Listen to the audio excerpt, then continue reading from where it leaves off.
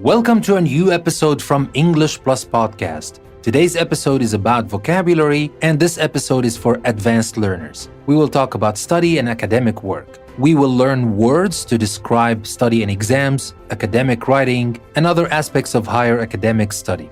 And now, before we start, let me remind you that you can find the transcript of this episode in a link I will leave in the description, and you can also become a patron of the show on Patreon. I will leave a link to that in the description as well. You can become a patron of the show, you can support us, and receive a PDF practice worksheet with every single episode we release. This way, you will support us and you will invest in your own English learning. So without further ado, let's start with today's episode. It is about study and academic work. Now let's start by reading an excerpt, and we will stop while reading this excerpt to talk about some key words that we will learn from this episode. Now, this first excerpt is about study and exams.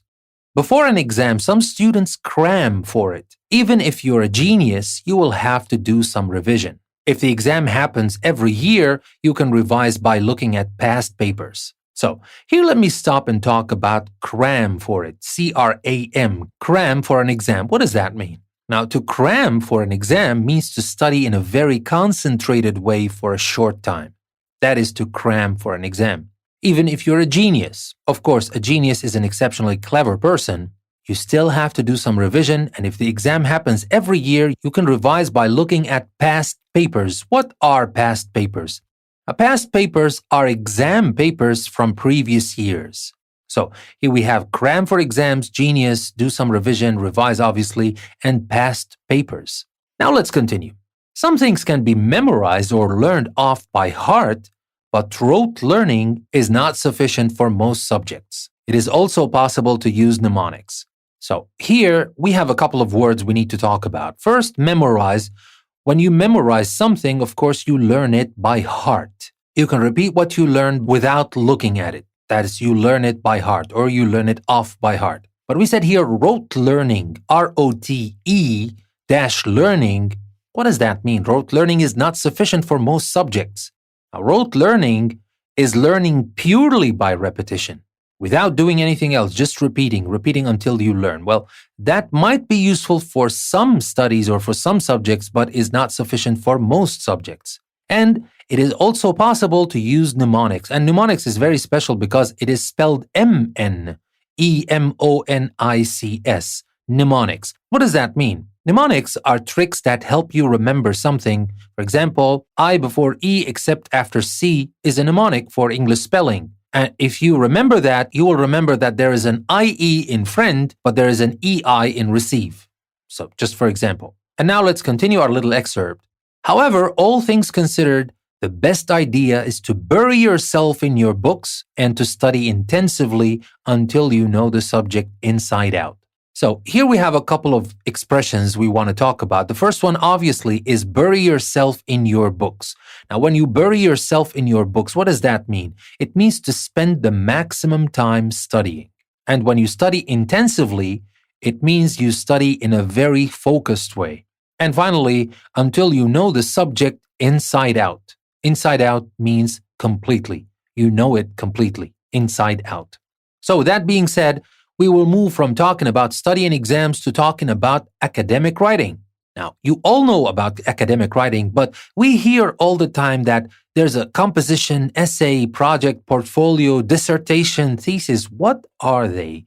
And what is the difference between them? Now, let's start by the easiest and shortest one, the composition. A composition could be just 50 to 100 words, and it's often used for schoolwork. An essay is longer than composition, it is more serious, and usually it consists of hundreds or thousands of words. If you want to make it a little bit bigger, you have an assignment. A long essay, often part of a course, and usually we have thousands of words. There's also the project. It's like the assignment, but the emphasis is on the student's own material and topic. And there's also the portfolio. The portfolio is a collection of individual pieces of work, and it may include drawings or other examples of creative work as well as writing. It's not only about writing. It can also apply to drawing or photography or any other kind of creative work. And then we go to the purely academic, especially for postgraduate studies, we have the dissertation, D-I-S-S-E-R-T-A-T-I-O-N. dissertation. A dissertation is a long research-based work, perhaps 10 to 15,000 words, sometimes longer, and it is usually done to get a degree or diploma. Now, this degree could be a master's or a PhD sometimes. And there is the longest of all, which is called the thesis, thesis. The thesis. It's a very long, original, research-based work, and perhaps 80 to 100,000 words. And that's usually for a higher degree, for example, to get a PhD. Now let's talk a little bit more about academic writing. We will talk about common things that happen, common problems, and some good ideas that you should keep in mind when you want to approach any kind of academic writing. I will read an excerpt, and of course, I will stop to talk about the keywords that we have in this excerpt. So let's start with this. It's a good idea to start with a mind map when preparing an essay. Always write a first draft before writing up the final version. Here we have two keywords I would like to focus on, and that is the mind map and the first draft. Now, the mind map is a diagram that lays out ideas for a topic and how they are connected to one another. That's what we call the mind map. And the first draft is obviously the opposite of the final version because it is the first and the rough version. So always write a first draft before writing up the final version. And now let's continue. Your essay should be all your own work. Plagiarism is a very serious offense in colleges and universities. It is an increasing problem because it is so easy to cut and paste from materials available on the internet, and students have to sign a plagiarism form to say that the work they're handing in is all their own and that they acknowledge any sources they have used. So here we have plagiarism, Plagiarism. Plagiarism. What does that mean? We said here plagiarism is a very serious offense in colleges and universities. Now, plagiarism is using other people's work as if it was yours. So remember, it's not bad and it's not forbidden to use other people's works, but you need to acknowledge the sources. And that is another word we have in this excerpt as well. You need to acknowledge any sources you have used. When you acknowledge the source, you give details of the source. You say that I've taken this part from this book or from this writer or whoever, but you acknowledge the sources. But if you don't acknowledge the sources, and if you claim that this work is your own, that is called plagiarism. And as we said here, sometimes students have to sign a plagiarism form. And in this plagiarism form, they say that the work they are handing in is all their own. So it is that serious. So we have plagiarism and acknowledge as keywords here. And now let's continue. There's usually a deadline. After the essay is submitted, it will be assessed and usually you can get feedback. So here, there is usually a deadline. Now, what is the meaning of deadline? The deadline is the date by which you must hand in the work. Sometimes we have strict deadlines and you can't extend the deadline and you will have to wait for next semester, for example. So the essay is submitted and that means handed in, but submitted is a formal way of saying hand in. And then it will be assessed, A-S-S-E-S-S. It will be assessed. And assessed means it will be evaluated and given a grade. And finally, you can get feedback. The feedback is the comments from the teacher or the tutor. So that was about academic writing, and we've learned some good words we can use to talk about academic writing, and more importantly, to differentiate between the different kinds of academic writing. And now let's move on to talk about aspects of higher academic study. Now, university academics carry out research and are expected to read academic journals, which publish papers or articles on specialized subjects. Now, here we say carry out research, and that is the more formal way of saying do research. Of course, we can say do research, but carry out is more formal.